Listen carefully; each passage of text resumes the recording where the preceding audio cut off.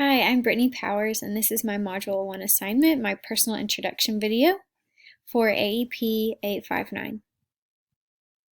So here's a bit about me.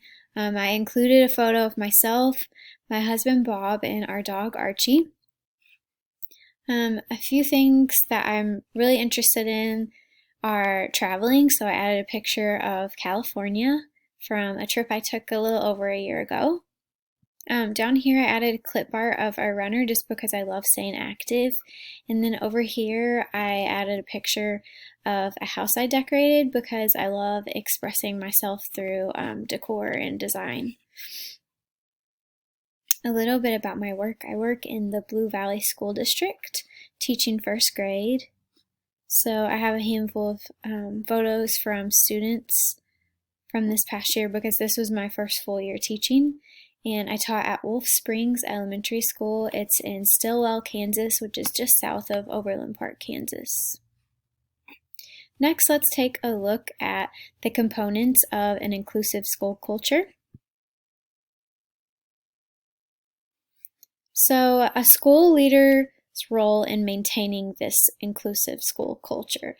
I broke down 4 major components that I believe go into this. Number 1 is creating high expectations. So really moving beyond that minimum requirement of state standards and looking at where the students want to end up in 5 to 10 years. And then equipping them to be prepared for that. Next, a way to maintain and build this culture of inclusion is to engage the community. So of course parents and families, but getting your students connected to other community members, so bringing them into volunteering and then letting your students do the same. So going out into the community and volunteering too. Number 3, we can serve every individual. So we really need to know our students and the histories that they're bringing into the classroom. That way we can accommodate them and help them to succeed. And then last is building that culture of honor as a school family, within the students' families, and then in each classroom as well. So a way that we can do this is teaching and modeling support and giving students responsibility and ownership in this area. So giving them assignments where they're serving and taking care of each other. We can encourage advocacy as school leaders, and some ways to do this are creating opportunities for students to support and learn about one another. Teach students about shared human experiences of having strengths and needs. So every individual has strengths that they're bringing to the table as well as needs. And when we're working together as a community, we can really bring balance to one another and help serve each other in our strengths and needs. We can also encourage and expect collaboration in diverse group work. So giving students an opportunity to work with all kinds of individuals, not just what they're comfortable with, and then helping facilitate diverse relationships and teaching students social skills and proper respectful behavior. We can also teach and expect inclusive language.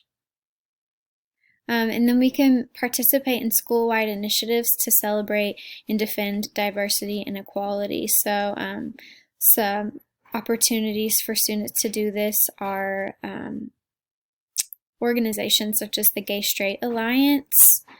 There's also clubs like the Principals Advisory Council, where you get students involved and help them really advocate for the values that you have and that you would like to see happening in the school. And then they have something called No Name Calling Week. It's where you really teach students to embrace responsible language.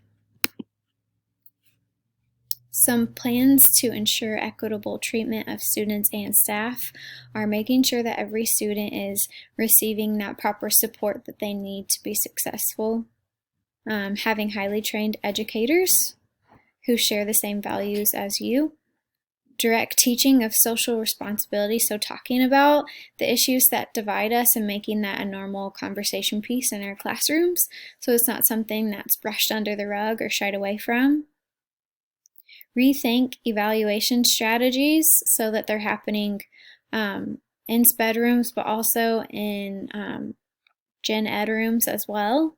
So that's just a normal part of our classroom experience.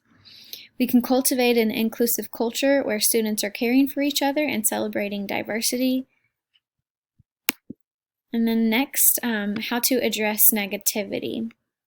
So again, it really just starts with building that culture where everyone is welcome and everyone is honored.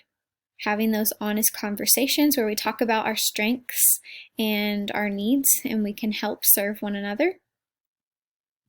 And then acknowledging the reality of our situation. So if you're coming from poverty or you do have a disability or you come from a traumatic history, acknowledging that and then moving forward with it with an action plan instead of just always viewing it as an excuse.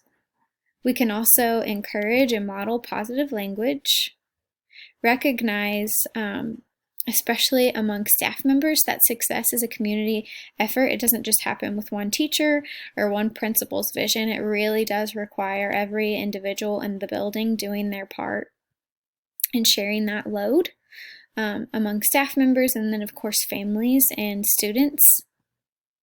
Really focus on what individuals have to offer, celebrate those strengths as much as possible because they are valuable, and then create partnerships between students with each other, help students learn how they can support one another and celebrate each other, parents and teachers, and then again, between the community and the school. Here are my references, and I really appreciate you watching, and I hope that my thoughts sparked some new thoughts with you.